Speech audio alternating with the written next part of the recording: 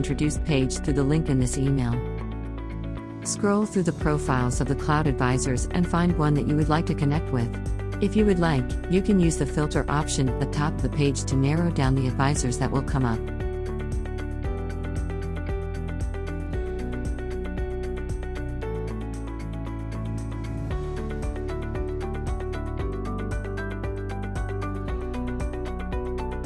Once you have chosen an advisor, click the green button on their profile that says Get Introduced. Fill out the form and submit your request to connect with them. And that is all. Quick and simple.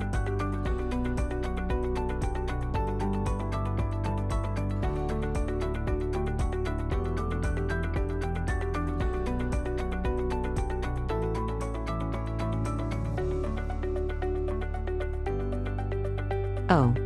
And one last thing, be sure to keep an eye out on the email inbox you signed up with for any incoming introduction requests.